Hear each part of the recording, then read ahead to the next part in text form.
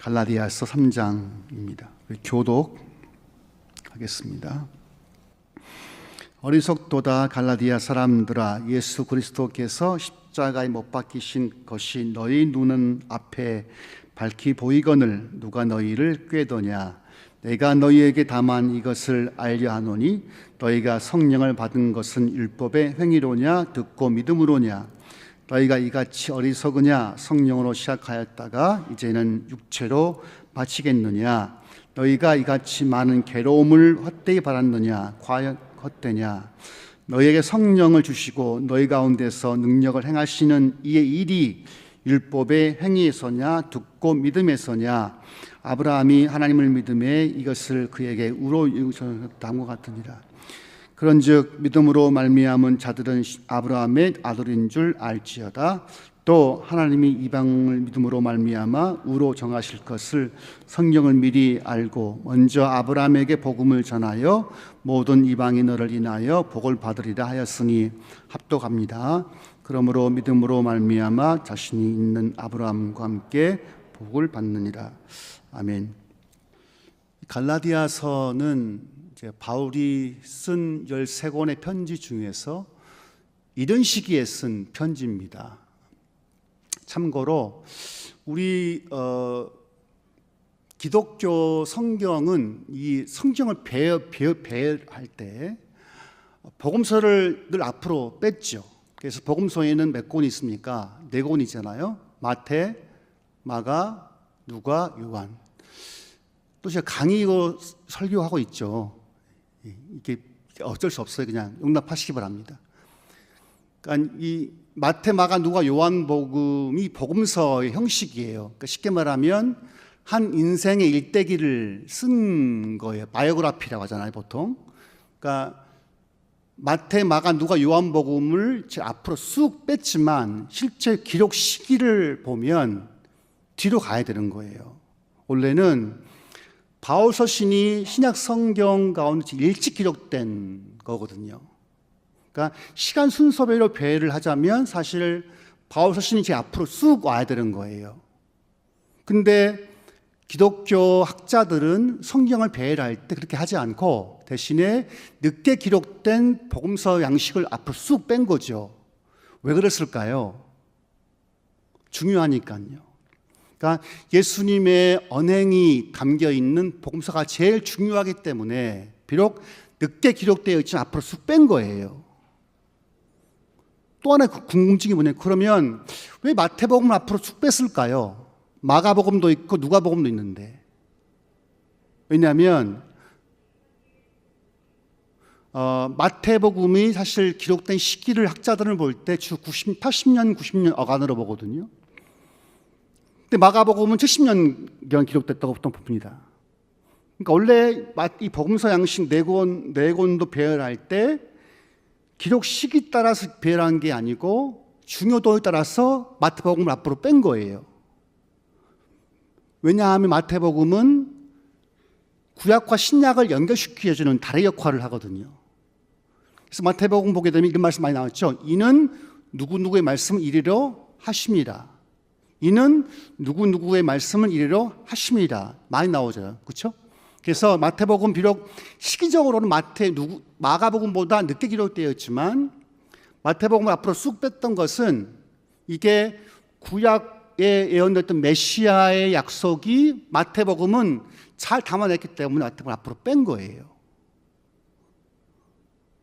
오늘 본 갈라디아서는 아마 바울이 예수를 만나고 회심한 다음에 대략 그 기록 시기를 40년대 후반으로 봅니다.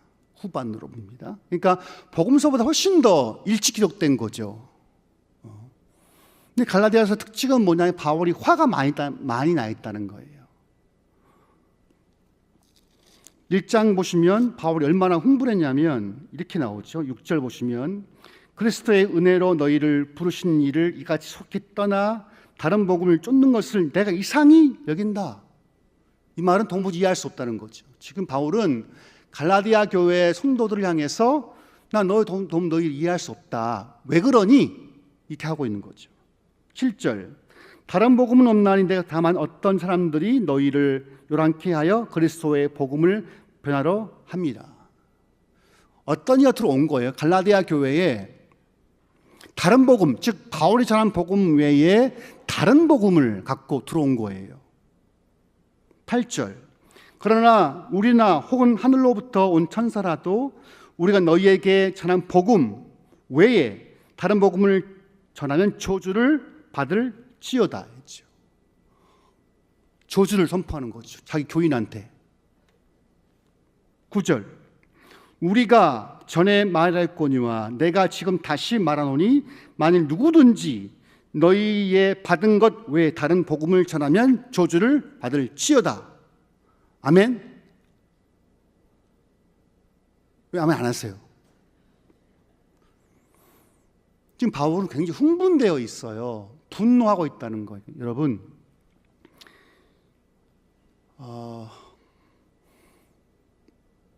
목회자가 화를 내는 게 성경적이에요? 비성경적이에요?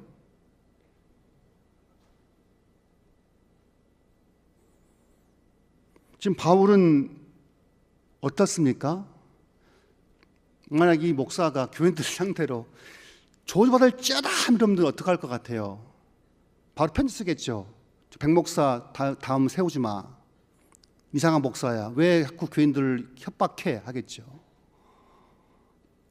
지금 바울의 이 분노는요, 사적 분노가 아닌 것 같아요. 보면 지금 바울은 자기에게 개인적으로 뭔가 사적 감정 혹은 개인적인 일 때문에 분노한 게 아니라 주님의 교회가 주의 피로 사신 성도들을 해치는 늑대와 같은 이들이 들어와서 지금 위협하고 있기 때문에 바울은 분노를 하는 거예요. 공적 분노, 공분을 하는 거거든요. 근데 이상하게 우리 성도들은 화내는 걸 보면 당 싫어하는 것 같아. 특히 한국 사람들은 이 말 있잖아요. 좋은 게 좋은 거야.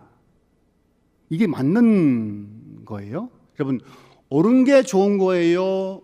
좋은 게 좋은 거예요? 말해봐요. 좋은 게 좋은 거예요? 옳은 게 좋은 거예요? 정말 그래요? 우리는 그래요. 개혁했으니까. 저기는 좋은 게 좋은 거예요. 우리는 옳은 게 좋은 거예요. 근데 그거 살다 보면 나를 포함해서 나나 타인이나 교회나 공적 분노할 게 있어요? 없어요? 없어요? 있죠? 그럼 어떻게 해요? 야, 넘어가 그냥. 좋은 게 좋은 거야. 분노하지 마. 화내지 마. 하잖아요. 보통 야, 나 시비 걸지 마. 시비 걸지 마 하죠. 시비를 거는 게 좋은 거예요? 나쁜 거예요? 자, 한번 돌려보세요, 여러분. 여러분 지금 짝짝하게 시비를 거는 게 좋은 거예요? 안 좋은 거예요? 좋은 거죠. 시비를 가려야 되니까. 그렇죠? 옳을 시, 아닐 피. 근데 한국인들은 시비를 가르면 기분 나빠해요. 아니죠? 사건, 사고든 시비를 가려야 돼, 안 가려야 돼요? 가려야죠. 이게 옳은 거야, 틀린 거야? 옳으면 중요한 거야, 안 중요한 거야? 또 따져야겠죠. 이 중요한 게 핵심이야, 비핵심인 거야? 따져야겠죠. 근데 한국인들 기본적으로 시비를 가리는 걸 좋아하지 않아요. 그러니까 갈등을 회피하는 게 강해요, 한국 사람들은. 그러다 보니까 반대인 거죠. 진짜 시비를 가릴 건 안 가려요. 그냥 넘어가. 사소한 것은 따지지, 이렇게. 그러니까 개인의 이익이 침해되면 흥분하지만 공적인 일, 국가의 일, 교회 일에 대해서 불합리한 거 보면 우리는 침묵하죠. 넘어가, 그냥 좋은 게 좋은 거야. 하지만 바울은 그렇게 하지 않고 있다는 거죠. 지금 바울은 아주 막 업돼 있어요. 저주를 선포하는 거죠. 저주를 받을지어다. 지어다. 본문 3장 읽었지만 보시면 1절 누가 너희를 꾀더냐? 2절 듣고 믿음으로냐? 3절 육체로 마치겠느냐? 4절 과연 헛되냐? 5절 율법 행위에서 듣고냐 믿음에서냐? 바울이 지금 3장까지 쓸 때 이렇게 이 화가 가라앉혔어요? 더 업돼 있어요? 업돼 있어요. 원래 우리가 글을 쓸 때는 있잖아요, 말할 때는 감정이 잘 컨트롤 안 되지만 글 쓰면 조금 돼요, 안 돼요? 되죠. 지금 바울은 그 분노가 아직까지 안 식었어요. 계속 막 따지는 거죠. 너희를 꾀더냐? 믿음으로냐? 마치겠느냐? 헛되니 이렇게 따진 것. 왜 그런 바울은 이렇게 지금 분노에 차 있을까요? 그토록 사랑했던 바울이 사랑했고 사모했던 갈라디아 성도들에게 왜 이렇게 지금 바울은 흥분되어 있고 화가 나 있을까요? 그건 뭐냐면 갈라디아 교회에 다른 복음이 들어온 거예요. 다른 복음이요. 이게 이 헬라어로는 다른이란 두 개의 단어가 있어요. 알로스가 있어요. 알로스. 이것은 본질은 똑같아요. 형태만 달라요. 형태만. 보통 다른 보혜사, 이 말 들어봤죠? 다른 보혜사? 이건 알로스예요. 즉 성령은 예수님도 보혜사지만 성령도 보혜사죠. 즉 예수님도 보혜사죠. 왜냐하면 이게 요한일서 2장 1절 보면 이렇게 말씀 나오죠. 읽어드릴게요. 요한일서 2장 1절 보게 되면 나의 자녀들아 내가 이것을 너희에게 쓰면 너희로 죄를 범치 않게 하려 합니다. 만일 누가 죄를 범하면 아버지 앞에서 우리에게 대언자가 있으니 곧 우로 오신 예수 그리스도라 나오죠. 이 대언자가 똑같은 보혜사란 헬라어예요. 헬라 똑같아요. 파라클라토스인데. 그러니까 지금 요한이란 저자는 예수도 보혜사라 보는 거죠. 성령도 보혜사예요. 단 다른 보혜사예요. 즉 이 두 분은 성자와 성령은 다 보혜사인데 본질은 똑같은 거죠. 이게 알로스란 헬라어예요. 지금 바울이 말한 다른 이 말은 헤테로스란 헬라어인데 이것은 뭐냐면 본질이 다른 거예요. 즉 바울 전한 복음과는 전혀 다른 복음인 거예요. 어떤 복음이었을까요? 이게 뭐냐면 이거예요. 갈라디아 교회는 누가 들어왔냐면 믿는 유대인들이 쑥 들어온 거예요. 뭐라 했냐? 야, 구원은, 영생은 믿음으로만 되는 게 아니야. 거기 안에 추가될 게 있어. 그게 뭐였을까요? 할례예요, 할례. 할례예요. 그러니까 추가하면 안식일까지 포함되겠죠.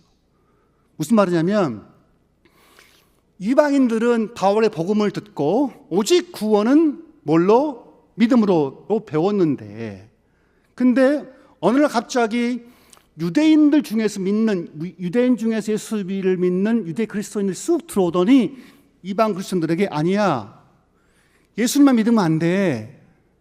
예수님 믿는 거 외에 할례도 받아야 되는 거야. 더 나아가서 안식일도 지켜야 돼. 이렇게 하는 거예요. 지금으로 번역하면 이런 거예요.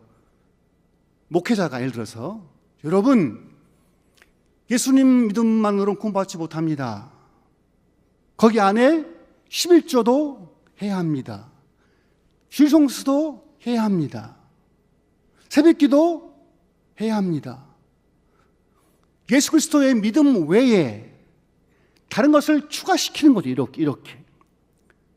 혹시 기억나십니까? 다미성교회라고 92년도 10월 15일 날 주님 오신다고 기억나시죠? 하얀 옷 입고 92년 10월 15일 난 기억나 지금도. 그때 여기 철안했었기 때문에 10월 15일 하얀 옷 입고 모든 언론이 다 그때 취재를 한 거잖아요. 그때 다미성교회 그 이장님 목사 교회 가가지고 그때 이제 보니까 TV에 보니까 온 교인들이 이제 하얀 옷 입고 그 하얀 옷 입어야 되는 거예요. 그 부활하려면 그 하얀 옷 입고 왔더라고. 그래서 이제 막 찬송하고 뜨겁게 하죠. 11시 58분, 59, 12시가 딱 돼야 이제 휴거를 나가니까. 11시 58분, 59분 딱 되니까 휴거가 안 일어났죠. 그러니까 밖에 있는 이제 그 안에 있는 남편들 막 들어와서 막 아내 막 끄집어내고 애를 끄집어내 날랐잖아요. 그때 90년 10월 15일 일이에요. 그들은 뭐라 했냐? 휴거되려면 예수님만 믿으면 안 돼. 뭐 해야 되는 거예요? 더 추구하는 거죠. 더 추가. 다 바쳐야 돼. 헌신해야 돼. 11조 더 확실히 하고 다 해야 돼. 그렇게 해서 결국은 90년 10월 15일에 주님 오지 않았죠. 똑같아요. 휴거든 구원이든 간에 만약에 그 다른 것을 구원의 조건에 넣으면 그건 다른 복음인 거예요. 바로 지금 너희가 구원받은 것이, 너희가 의롭다함을 얻은 것이 율법의 행위냐, 즉 예수님 믿음 외에 다른 조건을 넣으면 새벽기도 빠지면 안 돼, 주일 성수해야 돼, 11조 해야 돼, 감사헌금 해야 돼, 추구하면 다른 복음인 거죠. 저주를 받을 것입니다. 바울은 흥분해 있는 거죠. 그러면서 바울은 자기의 논증을 하기 위해서 한 구약의 인물을 이렇게 끌어들이는 거죠. 이게 누구예요? 아브라함인 거예요. 자, 3장 6절 보시면 이렇게 말씀하죠. 아브라함이 하나님을 믿음에 이것을 그에게 의로 정하셨다 함과 같으니라 했다고요.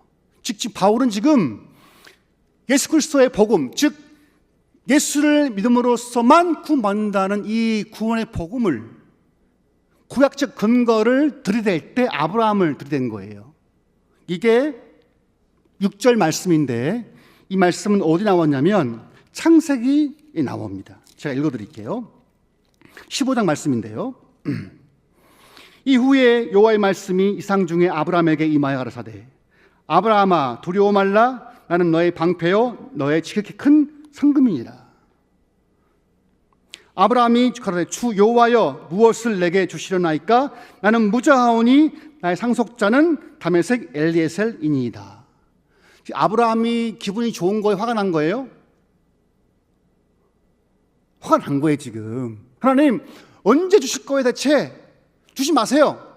난 그냥 엘리에셀로 삼을 거예요. 후사로. 삐진 거죠. 3절 아브라함이 또 가로되 주께서 내게 씨를 안 해주셨으니 내 집에서 길려온 자가 나의 후사가 될 것입니다. 또 한 번 반박하는 거죠. 누구 앞에? 하나님 앞에. 하나님 왜 안 주세요? 주지 마 그냥. 하나님 주지 마세요 그냥. 나 이렇게 할 거예요. 굉장히 삐진 거죠.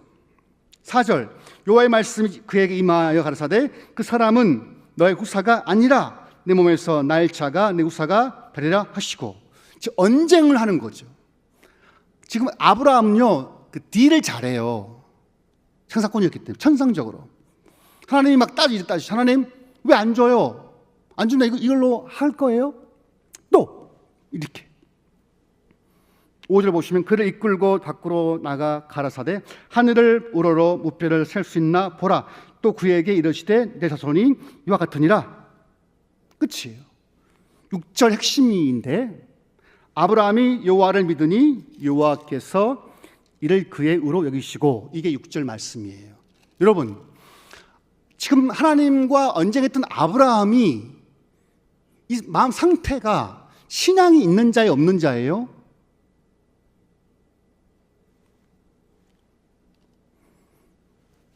여러분은 기도할 때 화내본 적 있어요? 하나님 앞에? 여러분 기도할 때 하나님 앞에 따진 적 있어요? 하나님 나에게 왜 이러세요? 이럴 수 있어요? 한 적 있어요? 기도할 때? 저는 해본 적 없어요. 저는 하나님 알겠어요 하나님 앞에 따진 적이 없어요. 아브라함은 지금 하나님 앞에 따지고 항변하는 거예요. 하나님 주지 마세요. 왜 안 주시는 거예요 대체? 빨리 줘요. 안 주면 이걸로 할 거예요.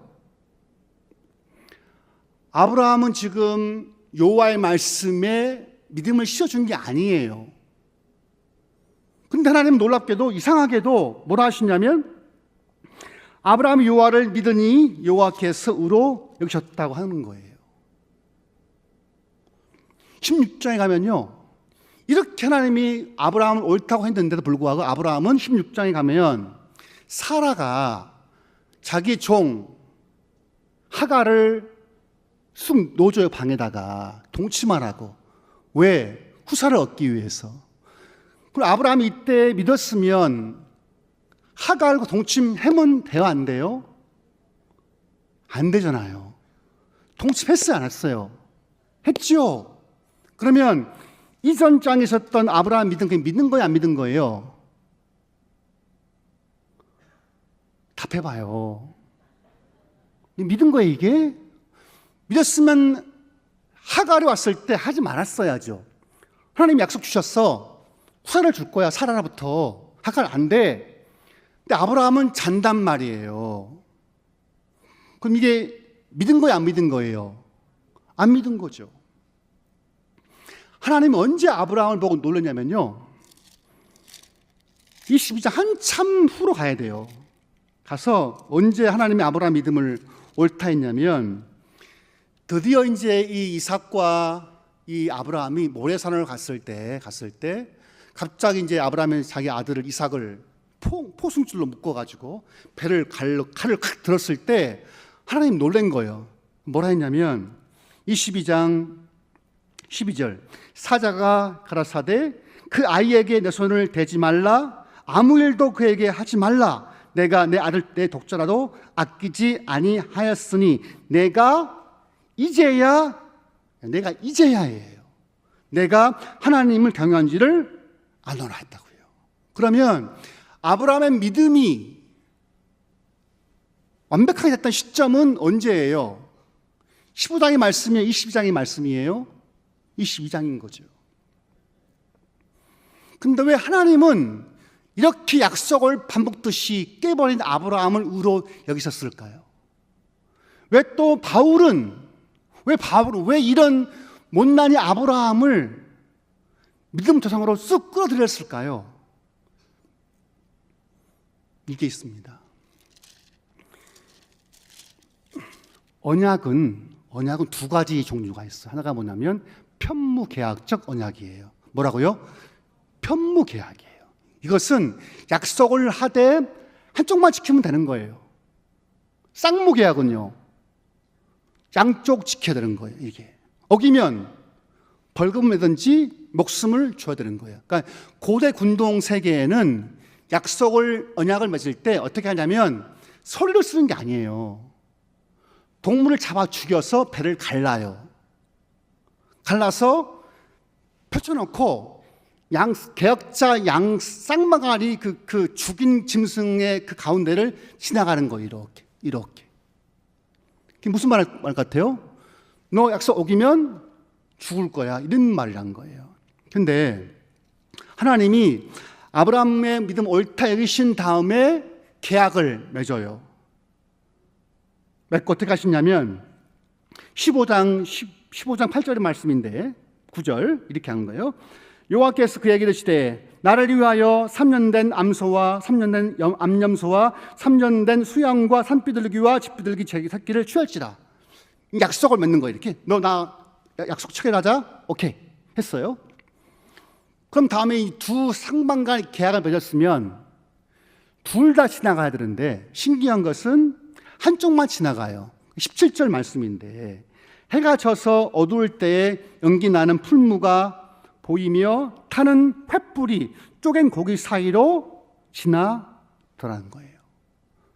언약을 맺은 거예요. 지금 하나님과 아브라함이 언약을 맺은 다음에 짐승을 잡아서 배를 갈랐단 말이에요. 지나가야 이렇게 서로 약속을 해야 되니까. 근데 지금 지나가는 쪽은 한쪽이 일방적이에요. 즉 풀무가 보이며 더 타는 횃불이 쪼갠 고기 사이로 지나갔다. 이게 누굴 것 같아요? 아브라함이에요? 하나님이에요? 하나님인 거죠. 뭘 말하냐면 아브라함의 언약은 하나님만 지키면 되는 거예요. 아브라함은 어겨도 상관없어요. 여러분, 자식 키울 때, 자식을 키우던 계약서 쓰고 키워요?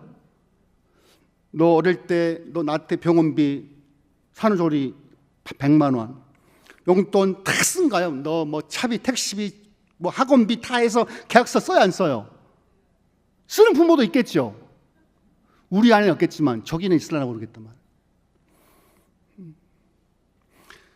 어느 부모가 자식 키울 때 계약서를 씁니까? 자식은 부모에게 배신할 수 있죠. 그렇죠? 속 속일 수 있죠. 부모는 그렇게 해요, 못해요? 못해요. 똑같이 아브라함의 언약은 편무계약이라서 아무리 아브라함이 사고를 치고 넘어지고 어깃을 치다도 그 지키는 신분은 누구예요? 오직 하나님만 지키면 되는 거예요. 편무계약이에요, 이게. 우리와 주님과의 맺는 언약은 쌍무계약이 아니에요. 너 잘 지키면 구원받아. 11조 하면, 줄 성수하면 구원받아. 이게 아니에요. 뭘로? 오직 믿어. 그냥 내가 너야 하나님을 그냥 믿어. 그럼 되는 거예요. 누가 그래요? 목사님, 내 어머님 치매에 걸리셨는데 걱정이라고. 만약 어머니 치매에 걸리셔가 예수 부인하면 어떻게 해요? 어떻게 해야 돼요, 여러분? 내 아버지가 치매에 걸리셨어요. 예수를 잘 믿었다 갑자기 헛소리를 하는 거예요. 아버지, 어머니가 치매 때문에. 그러면 구원 확신이 없으면, 예수를 스스로 예수와 믿음을 부정하면 구원이 없는 것입니까? 아니면 그 언약을 지키신 그분이 신실하기 때문에 구원 받을 수 있는 것입니까? 잘 봐봐요. 구원 확신이 있어 없어, 이게 어쩌면 굉장히 오해를 일으킬 수 있는 표현 방식이에요. 구원 확신 내가 있는 게 아니에요. 아브라함의 언약은 누가 지키시는 거예요? 오직 하나님만 지키시는 거예요. 그분이 신실하기 때문에. 우리는 그렇지 않죠. 우리 인생은 자주 변하죠. 충만하면, 방언기도 많이 하면, 전도 많이 하면 확신이 있죠. 아, 구원 확실해. 나 1등이야. 근데 예배도 잘 못 드리고 봉사도 좀 식어지고 하면 구원 확신이 있어요, 없어요? 떨어지죠. 그럼 여러분의 구원의 근거가 여러분의 마음 상태예요? 그 언약에 있는 거예요? 언약에 있는 거예요. 우리의 구원은요, 우리의 마음 상태와 아무 상관없어요. 아무 상관없어요. 그래서 하나님은 자기가 죽음을 암시하고 아브라함을 통해서 모든 민족이 복을 받을 걸 알고 있었기 때문에 자기만 그 쪼갠 증사에 쑥 지나가신 거예요. 그 안에 어떤 걸 봤을까요? 하나님은 그 마음속에 어린 양이신 자기의 어린 양의 죽음을 받지 않았겠어요? 바울이 뭐라 하냐면 이렇게 하는 거예요. 돌아가서 8절, 또 하나님이 이방을 믿음으로 말미암아 의로 정하신 것을 성경에 미리 알고 먼저 아브라함에게 복음을 전하여. 구약 때에 복음이 있어요, 없어요? 있어요, 여러분. 구약은 율법만 있는 게 아니에요. 하나님은 구약 때에도 복음을 전해주셨던 거예요. 그게 뭐겠어요? 나와 너의 관계는, 나와 너의 신실함은 나에게 있는 거야. 너가 아무리 예수 믿다가 넘어질 수 있죠. 실망할 수 있죠.